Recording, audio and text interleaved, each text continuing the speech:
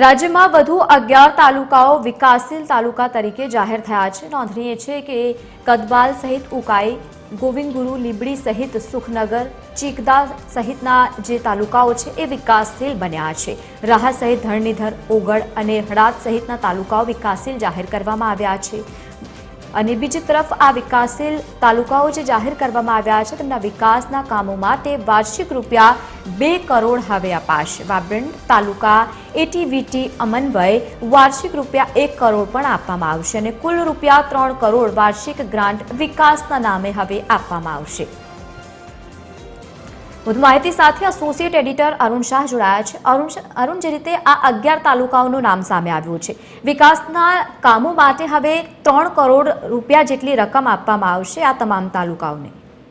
લવલીન, વડાપ્રધાન નરેન્દ્ર મોદીએ જે રીતે વિકાસની રાજનીતિનો મહત્વના મુદ્દાને પ્રાધાન્ય આપ્યું છે તેના સંદર્ભમાં ગુજરાતમાં જે વિકાસ હાથ ધરાયો છે તેમાં ગુજરાતનો જે રીતે વ્યાપ વધતો રહ્યો છે તેના સંદર્ભમાં તેમજ વધતી જતી વસ્તીના સંદર્ભમાં ખાસ કરીને તેનો વિસ્તાર વધુને વધુ ઉદ્યોગની દ્રષ્ટિએ તેમજ રોજગારીની દ્રષ્ટિએ પણ આ તાલુકાનો જિલ્લાઓનો વિકાસ થાય તે સંદર્ભમાં જે નિર્ણય કર્યો છે તેના સંદર્ભમાં ગુજરાતના મુખ્યમંત્રી નિર્ણય કરીને આપે જે અગાઉ જણાવ્યા તે પ્રમાણે 11 નવા તાલુકાનો વિકાસશીલ તાલુકામાં સમાવેશ કરવામાં આવ્યો છે। ખાસ કરીને સમગ્ર ગુજરાતમાં જોઈએ તો જે જિલ્લાઓનો જે નવા તાલુકાનો સમાવેશ કરવામાં આવ્યો છે તેમાં છોટાઉદેપુર, તાપી, દાહોદ, નર્મદા, વાવ-થરાદ, બનાસકાંઠા, મહીસાગરનો સમાવેશ કરવામાં આવ્યો છે। એક જ દરે કહી શકાય કે જે તાલુકા જે જિલ્લાનો સમાવેશ કરવામાં આવે છે તેમાં હવે પછી રોજગારીની વધુ તકો ઉપલબ્ધ થાય તેમજ જે રીતે ઉદ્યોગોનો પણ વિકાસ થાય તેના સંદર્ભમાં તેને ગ્રાન્ટ આપવાનો નિર્ણય કર્યો છે। આપે જે અગાઉ જણાવ્યું તે પ્રમાણે 3 કરોડની ગ્રાન્ટ આપવામાં આવશે। આપણા તાલુકો